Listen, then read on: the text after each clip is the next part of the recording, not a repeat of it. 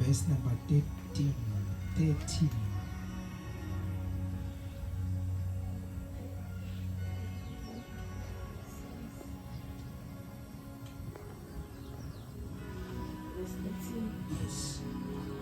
Ngokuba ngamoya munye thina sonke sabhabhathiswa sibe mzimba munye, noma singabaJuda noma singamaGriki, noma siyizigqila noma singabakhululekileyo, thina sonke saphuziswa moya munye.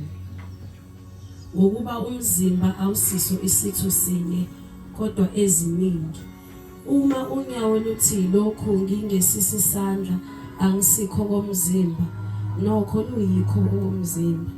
Noma indlebe ithi lokho ngesiliso angisikho komzimba, nokho iyikho komzimba. Uma umzimba wonke ubuyiso, ukuzwa ngabe kuphi na? Uma wonke ubungukuzwa, ukunuka ngabe kuphi na? Kepha kalokhu uNkulunkulu umisile izitho zonke, yileso naleso emzimbeni ngokuthanda kwakhe. Uma kambe zonke ziyisitho sinye, umzimba ngabe uphi na? Kepha kalokhu izitho ziningi kodwa umzimba munye. Iso alinakusho esandleni ukuthi angikudingi, nekhanda futhi alinakusho ey'nyaweni ukuthi angikudingi. Kanti ngempela lezo zitho zomzimba ezingathi zibuthakathaka kunezinye ziyadingeka. Nalezo zitho zomzimba engathi zidelelekile kunezinye, yizona esizazisa kakhulu, nalezo esinamahloni ngazo zihlonipheka kakhulu. Ngicela uphinde u13 nje wodwa bese uyabasisa. Ngokuba ngamoya munye thina sonke sabhabhathiswa sibe mzimba munye, noma singamaJuda noma singamaGriki, noma siyizigqila noma singabakhululekileyo, thina sonke saphuziswa moya munye. Uphinde futhi 13 bese thandaza. Ngokuba ngamoya munye thina sonke munye sabhabhathiswa sibe umzimba munye, sabhabhathiswa sibe umzimba munye, noma singabaJuda noma singamaGriki. It doesn't matter ukuthi uyimpondo noma siyizigqila, urich, uyisebenzi, akunankinga, thina sonke sabhabhathiselwa kuKrestu kuba sibe moya munye. Thandaza Jesu. Baba uthongcwele, siyabonga izwi lakho, khuluma inhliziyo yakho phakathi kwethu. Baba uthongcwele, make us to feel word, fill us uNkulunkulu namandla. In Jesus Christ's name we pray, amen. Hallelujah. Siqale isifundo sethu kule nyanga, siqale last week October nje cishe wonke, noma ke mhlambe ngeke uphele. Sikhuluma ngalento yoMbhabhadiso. Hallelujah. Sikhuluma ngoMbhabhadiso bazalwane. Last week ucaphunile siveza ukuthi uMbhabhadiso ukwenza umlayo izwi likaNkulunkulu, ukuhlonipha izwi likaNkulunkulu. Since uKrestu wabhabhadiswa, nathi kumele sibhabhadiswe. Amen. Saphinda futhi saveza ukuthi since uAbrahama wayekade kunezithembiso esilokhu sikhupha izwi elokhu lisitshela ngalo ezithembisweni zikaAbrahama, asikwazi ukuba sibe involved kwithembiso kaAbrahama ngaphandle koMbhabhadiso. Hallelujah. Saphinda futhi sakuveza sathi uMbhabhadiso ungumfuziselo wokufa. Hallelujah. Uma siya emanzini amaningi mamuduma, sisuke siyobulala thina uqobo.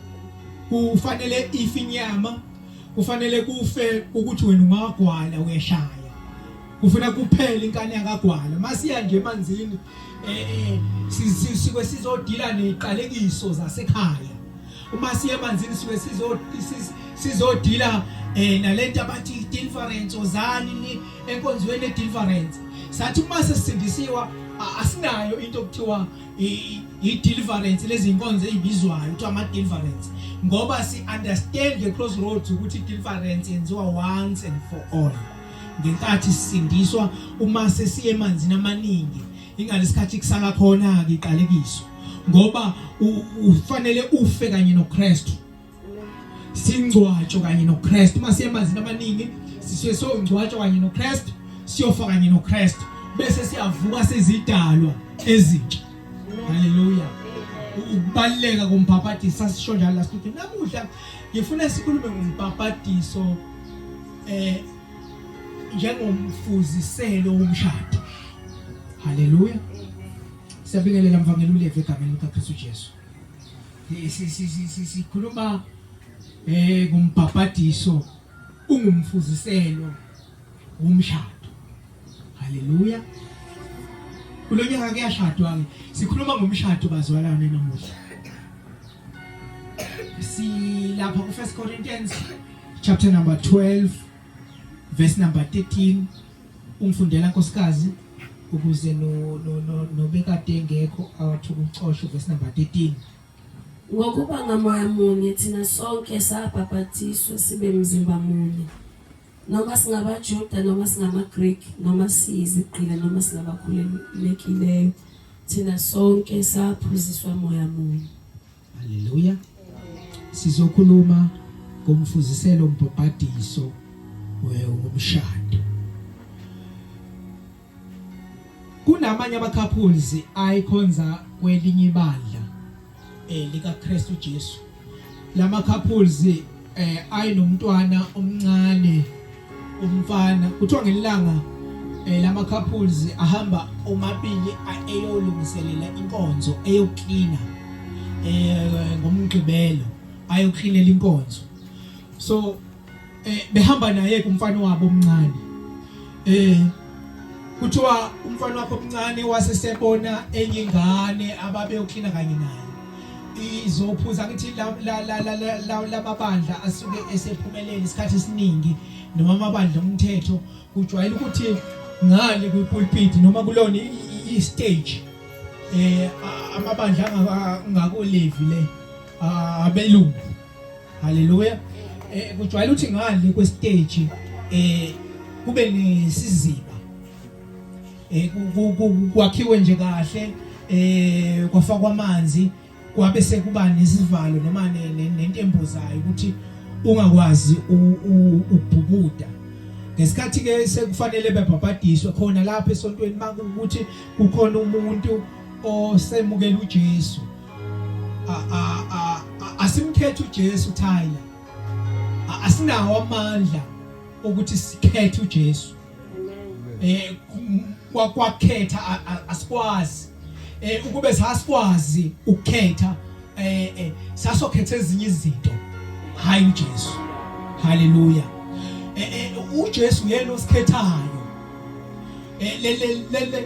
le ngoma ethi ngasikhethele uJesu yabo le ngoma esho nje athi ngayikhethela ingoma yomuntu ongalifundanga nongahlolanga kahle izwi asikwazi ukukhetha kodwa siyakhethwa uyena uKrestu Jesu ngenkathi umuntu ekhethwa noma amukela uJesu same time ufakwe emanzini asilindi isikhathi asilindi ukuthi aye endlini eyodecide kabusha ufakwe emanzini ngoba lento yokuhamba noNkulunkulu asihambi gogo ngokwamandla ethu asithembile la ukuthi sithemba amandla ethu ukuthi hayi soqala uBhabhatiso ngoba sengiyeke intombi sengiyeke ukuphuza sengiyeke ukuthakatha ngenkathi uzihlanganisa noma wamukela uJesu sithembe yona leyo nto uthi uqalile umsebenzi omusha uza kufeza kuze kube usuku lokwe sihamba siqala ijeni entsha sihamba noJesu haleluya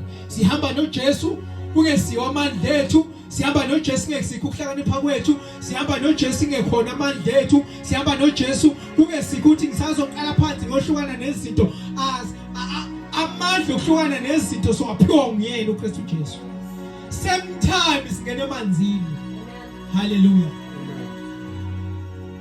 kuthiwa bathi beklina kunjalo lengane yomfana yabona enye ingane egangile iyongena emanzini zama ukuphuza amanzi lathi le hayi ngophuza amanzi ngoba yabuza lenye ngoba usihingane yami lapha ijwayele ukubuza lokuthi ngobani kwenziwelana yabo usesigabeni sokuthi umchazele kahle ukuthi leyo nto why uthi ngaye ngobani So iyabuza lengane, wathi ngabuza uthi hayi ngoba kukhona izono zabantu. Hallelujah. So lengane iphendule kahle bazalwane ithi ngoba kukhona izono zabantu. Enye into ngoMbhabhadiso ila isuke sizowasha khona insila yethu endala. Hallelujah. Ngaphuzi lamanzi ngoba kugcwele izono zabantu. Hallelujah. Amen. Kwaba khona futhi amanye ama couples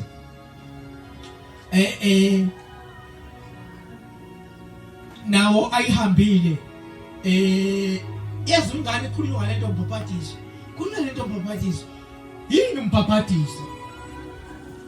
Yini Umbhabhadiso yaphendula enye. Yathi it's where umfundisi ewasha wonke amasensizo omuntu. Hallelujah. Engekho kude kakhulu. Hallelujah. Engekho kude kakhulu. Yabe siyasondela nami ke lesi sinqumo ngake ngasithatha lesi sinqumo yakhumbula it was 2013 ngiyongena emanzini nami amaningi okwami ke kwahluka ke ngabantu nokwabantu kwahluka nje lento Umbhabhadiso.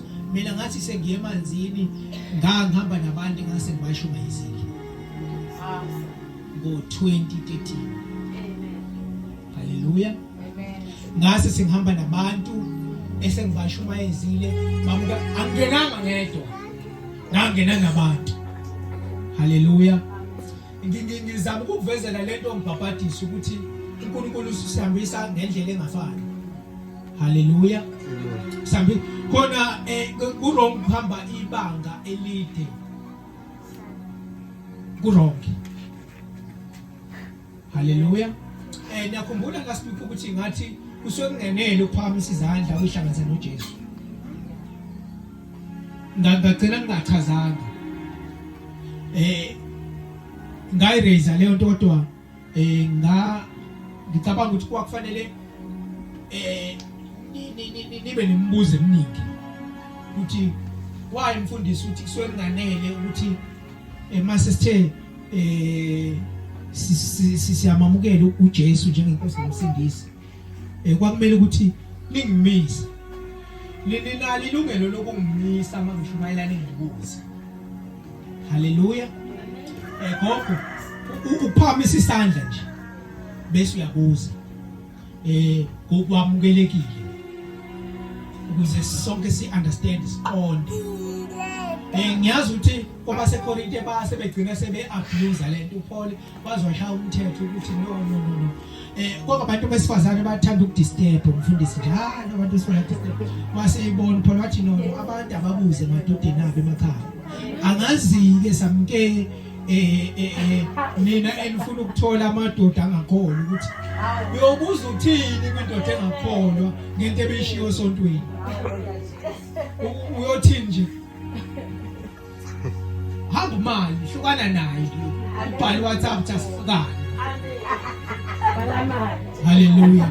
Umalo nje uthi uthe umfundisi ngoba ungakholwa ngoba awukwazi ukuthi ungana amandla okuzophendula umuntu wena ubayekelana abantu bonke abantu bakini ngoba ngakho ngazophendula indoda uthi uzoshumayeza indoda hayi izokholwa hlukana nayo manje.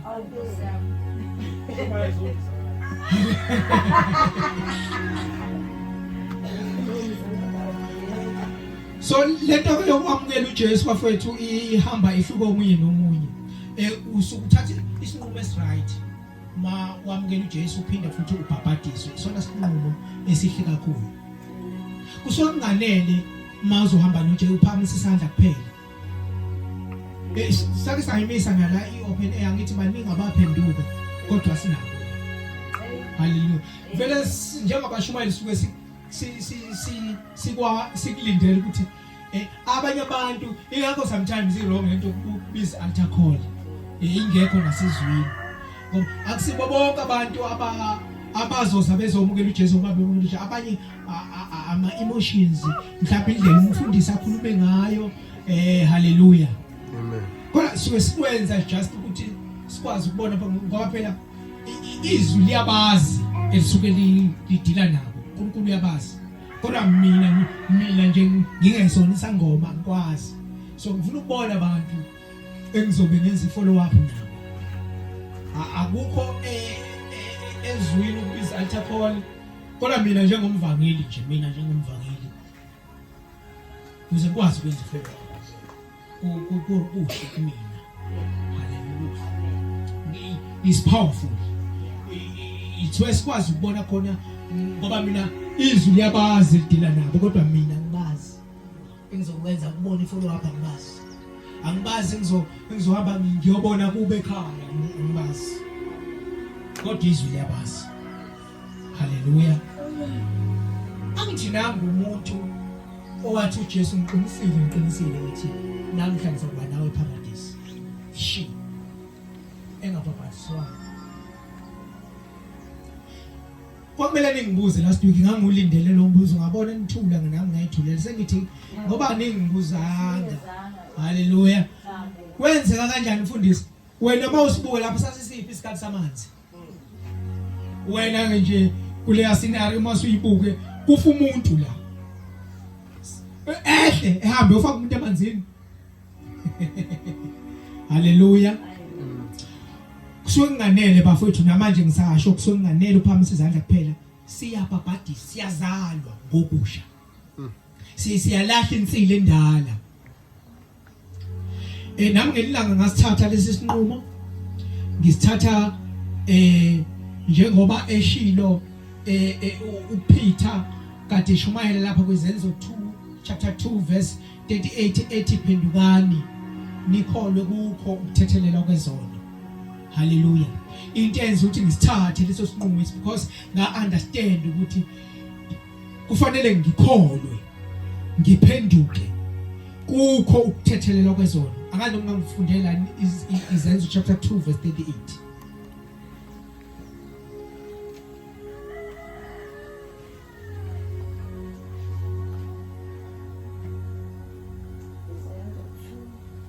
yes Mr. yes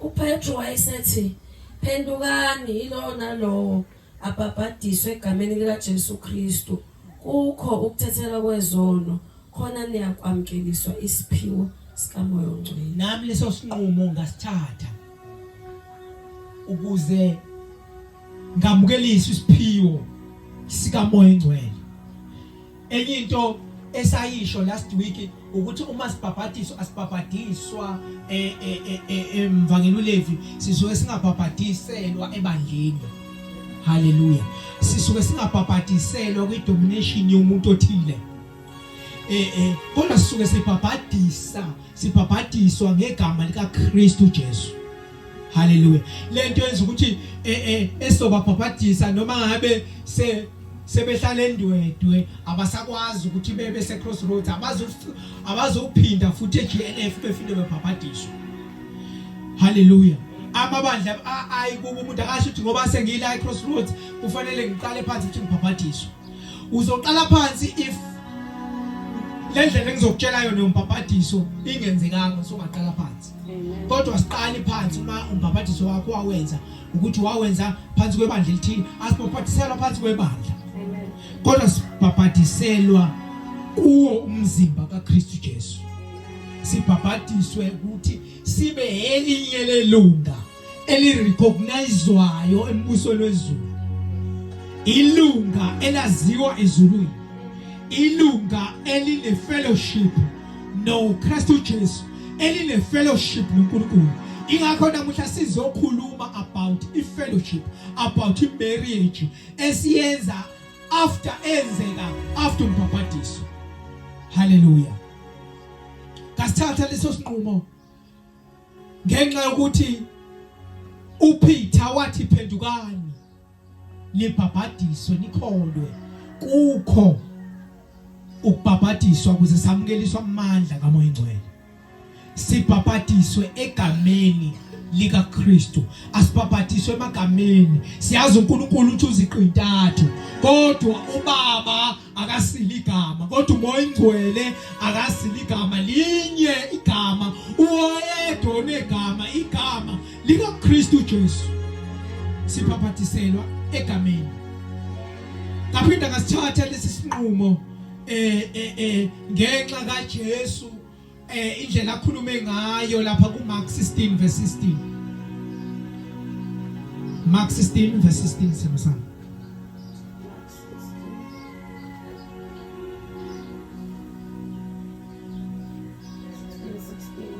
Yes. Okholwayo abhabhadiswe uyakusindiswa. Okholwayo abhabhadiswe uyakusindiswa. Angithi yabona? Okholwa ngibonile uphakamisa isandla. Ngabona omunye ephuma kwelinye ibandla ehlanganisa. Masiphuma kwelinye ibandla sesindisiwe seyihlanganisa nelinye ibandla. Hallelujah. Ngabona usuyihlanganisile. Ngabona ususindiswa. Kodwa insindiso iqala la umuntu esengene khona emanzini amaningi. Hallelujah. Sithe last week umbhabhadiso umfuziselo okufa sathi mase embhabhadisweni sisuke esethatha umuntu eseyobeka endlini yakhe yokugcina. Sekuthiwa sihamba naye endlini yokugcina. Usiyabona. Ubona inkani yaka Levi, inkani yaka Hlophe iyaphela. Hallelujah. Uma sesiya embhabhadisweni sesiya emanzini amaningi sesuke sesiya egodini lakhe umuntu usuke siyombelwa. Hallelujah. Ukwazi kwakhe ingakho lengalithe umfundisi la washa khona ama senses omuntu. Ama senses akhe ayaphela bese sima ngokwezwi kaNkulunkulu sime ngokwentando kaNkulunkulu. Ngoba abafundisi sikhonza uNkulunkulu onentando. uNkulunkulu unentando. Hallelujah. Ukwazi kwakho ukuhlalipha kwakho intando yakhe iyaphela sifike ekuyindoda enentando yayo. Hallelujah. Uma usulapho egodini amanzi usumbozwa amanzi ngoba amanzi kufanele eqe kuwena. Amanzi amaningi ukufuna angimboze bese ungena kanye once. Angithi usukuvalile umlomo wakho ukuthi amanzi angangena bakhala. Umfundisi bese yakubamba. Angithi nina lento kuwa nijwayele ba nijwayele ukuya semabandleni lawayo. Kuthi ejabule umfundisi wami is so powerful. Uvela kubeka isandla uwe. After awuzwa lutho. After umuntu ubuyela endodeni yakhe ngakhona.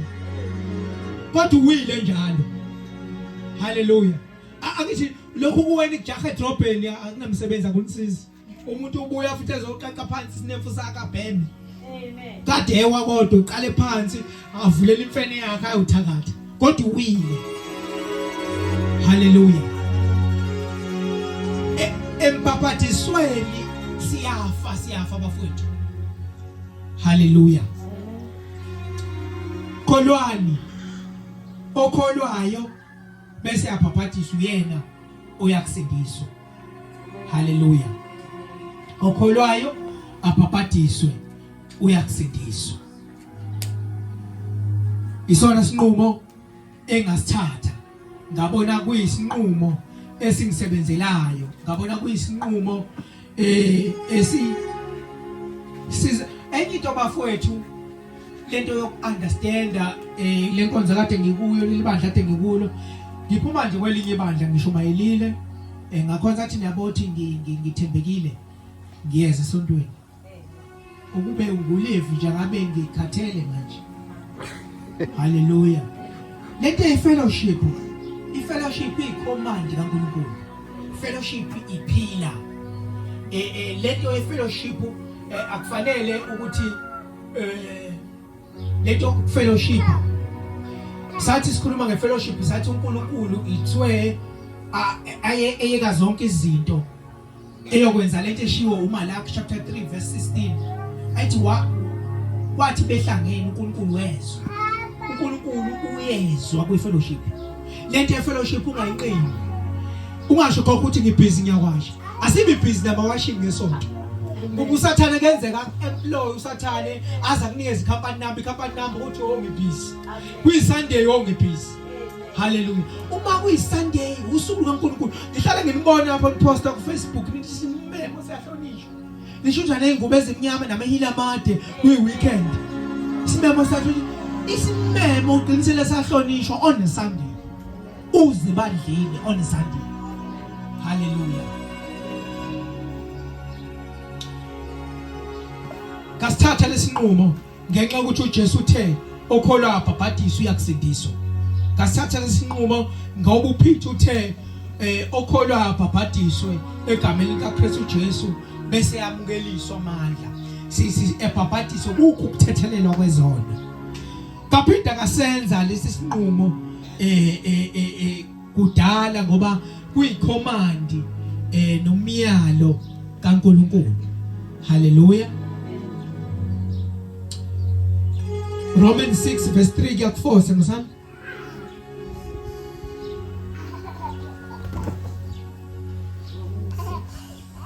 Yes. Verse 3 kuya ku4. Verse 3. Kumbe anazi yini ukuthi sonke esabhabhathiselwa kuKrestu Jesu sabhabhathiselwa kukufa kwakhe na? Ngakho sembelwa naye ngokubhabhathiselwa kukufa ukuba njengalokhu uKrestu wavuswa kwabafileyo ngenkazimulo kaYise kanjalo nathi sihambe kuphileni okusha. Amen. Sonke sabhabhathiselwa kuKrestu sibhabhathiselwa kukho ukufa kwakhe. Uma sibhabhathise masiye embhabhatisweni sisuke siya ethuneni kanye noKrestu. Hallelujah. Mngoma mawuthatha isinqumo namuhla sokubhabhatiswa uthatha isinqumo esi-right sokuba uyofa. Hallelujah. Lele ivangeli bafowethu alihanjwa abantu abaphilayo kodwa alihanjwa abantu abafile base beyaphila. Hallelujah. Fanele ufe ukuhlakanipha kwakho ufe eqondeni kwakho sife kanye naye sife ngisho kwinkambo sivuswe kanye naye bese siyaphila kanye naye. Inkonzo yabantu abavukile abavusiwe ngathi ngelinye ilanga ngathi we cannot date a ghost because umuntu ofile uyi-ghost, umuntu ofile uyi-spoke. Hallelujah. Uma ngabe uphilile uvukile ngoba wena ufike wafa wavuka uphinde futhi uhambe uyothandana nomuntu abathamba umhlawumbe ispoke. How can you uthola amandla okugraze ighost? Uphinde uyi-resurrect wena uthi go back entweni efile uyivuse. Hallelujah. Angisho yabona bawamukela inkolo yobuKristu into enkulu kanjani. Inkolo abantu abafa khona, abantu abavuswa khona. Hallelujah. Yazi yankulu into esiyamukela kuKrestu Jesu. Hallelujah. Kwaba seKorinte kuPaul sesingena kwindikimba yethu ye fellowship with Christ. Sisemshadweni kanye noKrestu. 1 Corinthians chapter 12 verse 13. Kwaba seGalatia uPaul kunento akhuluma ngayo ekhuluma ngabantu bonke ababhabhadisiwe base beyaphila kuKrestu verse 27. Chapter 3 verse 27. Siyembatha uKrestu 27.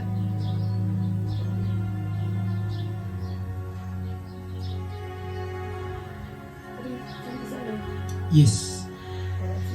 Yes. Galatians 3:27. 27. Ngokuba nonke nabhabhathiselwa kuKrestu nembatha uKrestu. Nonke nabhabhathiselwa kuKrestu nembatha uKrestu.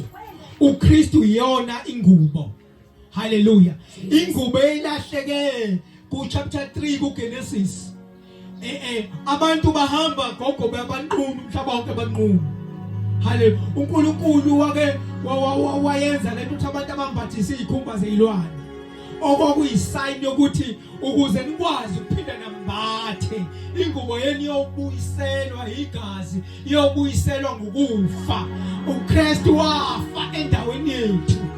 Haleluya. Uma sivuma inkolo kaKrestu, uma sihamba nesambulo sikaKrestu, sisuke sihamba nesambulo sokuthi siyazi ukuthi akekho omunye umuntu ongasixhumanisa noNkulunkulu. Haleluya. Uma siya emphaphathisweni sisuke siyonikezwa ingubo, asisuke asambatha amahlamvu, kodwa sembatha uKrestu. Haleluya. Ilento yenza ukuthi singabi namahloni noma ungasibekela muphi umbulelo, kodwa thina sembatha uKrestu. Haleluya. Sembatha uKrestu, sembatha uKrestu, sembatha uKrestu phenduka ingubo eyilahleke kudala. Uma siyembaphathisweni sisuke sizombathiswa leyo ngubo, sisuke athi ohlabelela nengubo siyinikiwe ivele enkosini. Angithi niyazi ukuthi bayohlola bethi abantu wazala wembethe. Ngifuna ukutshela namuhla ukuthi mawusindisiwe wazobhabhadiswa kubuyiselwa ingubo yakho. Ungathi uyohlola enyangeni kuthiwa ngenkathi uzalwa esibhedlela bathatha ingubo yakho, kodwa namuhla ngifuna ukukunika isiqiniseko sokuthi once wamukela uKrestu Jesu wabhabhadiswa unikezwa ingubo eyilahleke ensimini yase-Edeni. Athi ohlabelela le ngubo siyinikiwe. Uma siyembhabhadisweni sembatha uKrestu, siyembhabhadisweni sithola ingubo. Kunabantu abahamba benqunu. Haleluya. Sembatha uKrestu, sembatha uKrestu, uKrestu phenduka ingubo. Haleluya.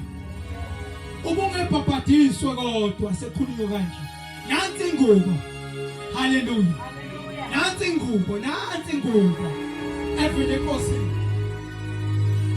Hayi manje ufuna uthole imbuzi ngoba ingubo yakho ngesikhathi uzalwayo bayithatha.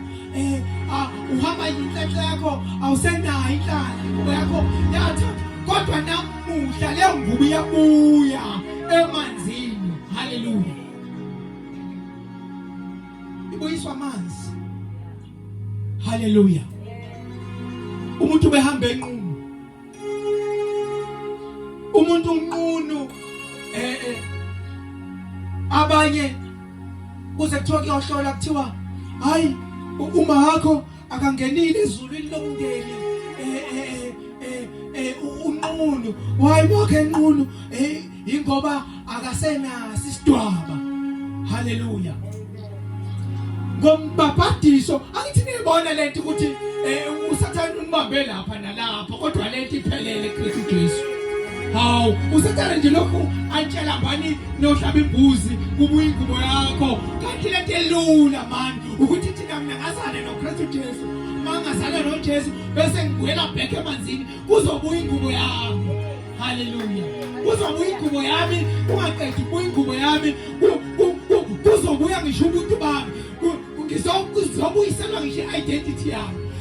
Ngale kwalokho siba kwi-fellowship noKrestu. Haleluya.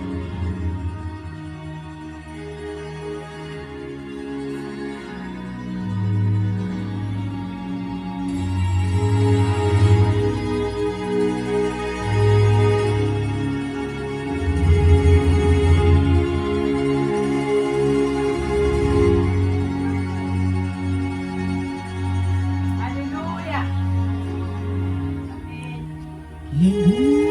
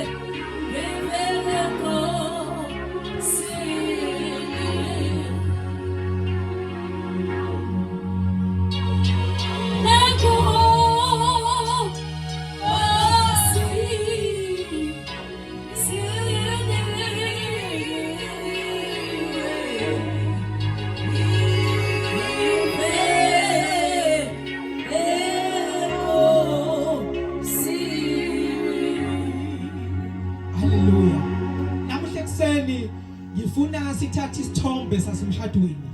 Ngifuna isithombe somshado usubukela mase emshadweni usuke ungazophila impilo yakho wedwa.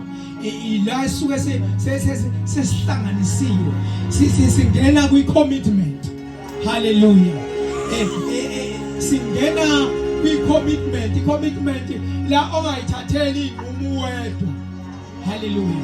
La udinga ukuthi ube nomuntu enizobonisana naye. La bafowethu ngifuna sibuke impilo yasemshadweni. Sibuke impilo ye-commitment between indoda nonkosikazi. Hallelujah. Bese si mantanisa naleyo nto lento yombhabhadiso. Ngoba mase embhabhadisweni siba kwi-unity, sibe kwi-fellowship noKrestu uJesu. Siba umuntu munye. Verse 13 sema sami ukuphindela. 1 Corinthians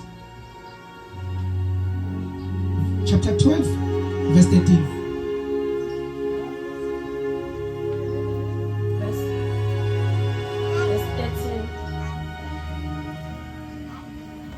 Verse 13. Yes. Ngokuba ngamoya munye thina sonke sabhabhathizwa sibe mzimba munye, noma singabaJuda noma singamaGreki noma siyizigqila noma singabakhululekileyo, thina sonke saphuziswa moya munye. Hallelujah. Masiya embhabhatisweni ke sisuke siyongena kubudlelwane. Hallelujah. Sisuke siyongena emdlalwaneni noNkulunkulu. Impilo yethu sihambe singesabi. Hallelujah. Bese likube khona izwe lapha kwabaseKolose elithi uKrestu Jesu ngenkathi eyobethelwa wathela obala ithini lela verse uSathane wamthela ngehlazo obala. Hallelujah. Uma siya embhabhadisweni it's where siyongena kwi-commitment noNkulunkulu, abantu bebuka, izwe lonke libuka, umhlaba wonke ubuka, abangani bakho bonke bebuka. Ila ophakamisa khona isandla uma kuthiwa ngabe uyamthanda, sisuke sesizongena kuma vows athile noNkulunkulu. Amen. Uyamthanda na. Hallelujah. Usho ngesibindi. Hallelujah. Kahle hle masembhabhadisweni ithwe uSathane umthelo bala ngehlazo. Itho usho udeda ngazi noma nake nayani emgaqweni wesiZulu, ngazi noma nake nehamba imshado yesiZulu. La okuthi umakoti mayibuzwa iphoyisa lenkosi ngabe uyamthanda na. Unkosikazi kufanele athi ubheka phansi athule. Ngeke sibuke phela nophinde ngimshela ngazi uyangithanda bo. Kana uyibhekela phansi. Ngazi wangithanda nge-first day. Phela ngiyona le nto embuka ngakho ukuthi ungazi ukuthi ngiyocabanga inso mina nje ngithandwa nge-first day. Hallelujah.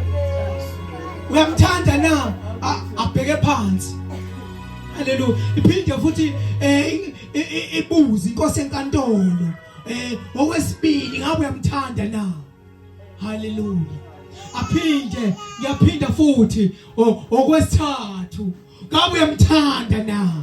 Okufanele athathe istep sakhe nommese wakhe. Hallelujah. Amen. Hallelujah. Akhize. Akhize. Akhize.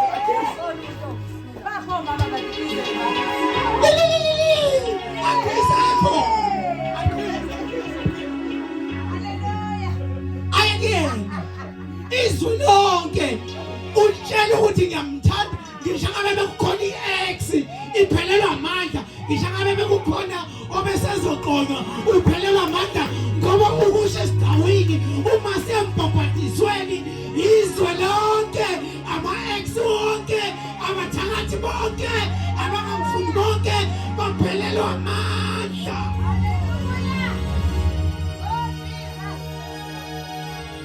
siyabudlalana noNkulunkulu. Hallelujah. Umbhabhadiso umshado. Umbhabhadiso ukuhlanganisa ubulili. Umbhabhadiso usho ukuthi lina seninyamanye. Umbhabhadiso usho ukuthi ngisho ngathi ngiyabingelela uba umhlongo, ngibingelela uba umhlongo. Ayinabantu sebemunye. Hallelujah. Ngisho ngabubingelelo yethu. Hallelujah. Ukhwetesho nkosikazi wami ekusena athi abazalwane ukuthi umzalwane uke ngangiboni mina bona umhlongo lokho ezomcheck nami ngisuke ngikanye nomhlongo. Angizanga nje ukuzobheka ugula weza nje nkosikazi. Hallelujah. Nami ngikhona. Hallelujah. Uma siyembhabhadisweni siba nyamanye noKrestu Jesu. Hallelujah.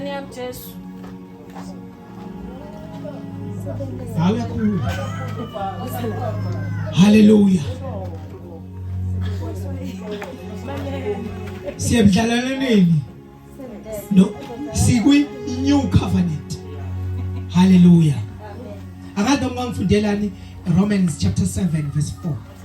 Ngicabanga ukuthi sesobuye siqedele angifuni ukushaya u12. Ayi verse lokugcina ngoba vele inyanga yonke ngicabanga ukuthi ngithe ukukhotha enzohamba nako ukuthi inyanga yonke sokusikhuluma nje noMbhabhadiso ngoba abantu kufanele beunderstand lento yoMbhabhadiso. Amen. Hallelujah. Ukuthi chapter 7 verse 4. 7:4. Kanjalo nani bazalwane bami, nani nabangabafileyo maqondana nomthetho ngomzimba kaKrestu ukuba nibe ngabomunye, lo owavuswa kwabafileyo ukuze sithelele uNkulunkulu izithelo. Chapter 7 verse 4. Romans angithi? Yes. Yeah, uqala phansi. Kanjalo nani bazalwane bami, nani nabangabafileyo maqondana nomthetho ngomzimba kaKrestu ukuba nibe ngabomunye. Ngomzimba kaKrestu kuba nibe ngabomunye. Kunomzimba kaLevi ohlanganiswe nomunye umzimba, kuhlanganiswe izinto eziwu2. Before kufika emhlanganisweni kwakufanele iqale sife. Hallelujah. Bese kuhlanganiswa imizimba sibe umzimba kaKrestu. Hallelujah. Amen. Si understand ukuthi ibandla lingumakoti kaKrestu. Ibandla lingumyeni kaKrestu.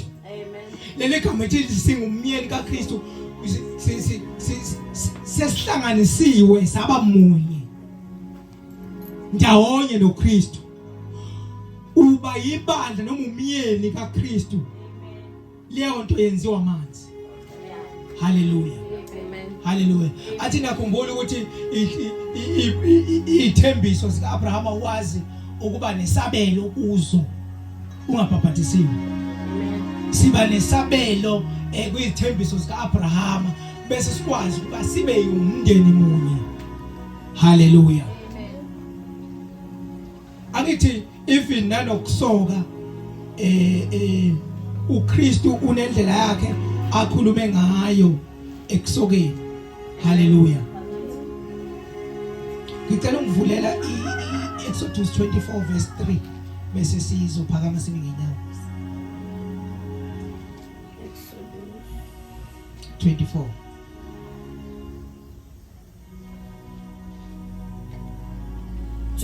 verse 3. uMose weza wabatshela abantu onke amazwi kaJehova nezahlulelo zonke. Abantu bonke baphendula ngazwilinye bathi onke amazwi uJehova wakhulumileyo siyawenza. Wonke amazwi uJehova wakhulumileyo siyakwenza. Amen. Hallelujah.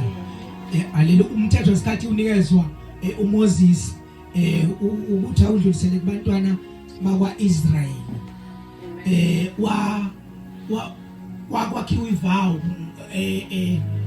ngoba ibona abavuma ngithi wonke lawo mazwi siyakwenza thina. Haleluya. Lento isethembiso kubantu abasuke beganeneyo, isethembiso esenziwa noma esishiwo ngabantu abasuke beganeneyo bendawonye. Izwi laNkulunkulu lonke lingo elethu. Haleluya. Angazi noma nawe ungasithatha isinqumo esinjengalesi sizoqhubeka next week sizocaphuna nje amaphuzu ambalwa kwi-fellowship with Christ. Haleluya. Sibe semshadweni kaKrestu bese simbatha uKrestu. Angazi noma ungasithatha isinqumo esinjalo. Akanye bakhona abantu abangabhabhatisiwe la. Asibhabhatiselwe bandleni bathi ikhona lento gogo esasiyenza ezayonini, yebo lento esasiyenza ezayonini le ukuthi njalo semanzini kuswe sonke wona umbhabhadiso loyo isuke izayoni zolanda amandla zovusa izinto zazo. Haleluya. Khona umuntu oyitshela ukuthi hayi ngambhabhadiswa lapha, ongabhabhadiswa lapha, ungasibhabhadiswa kanye ziyaphansi. Ngicela ukulinganisa uzakho wayi.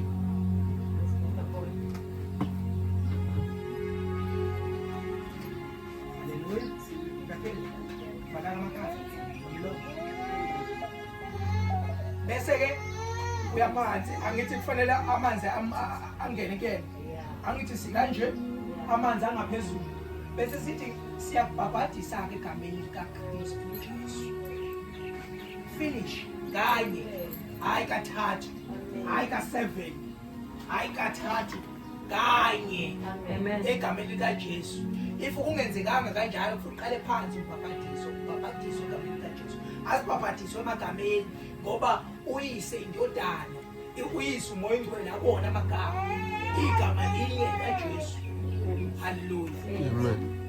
Igama linye likaJesu. Siphakame. Forget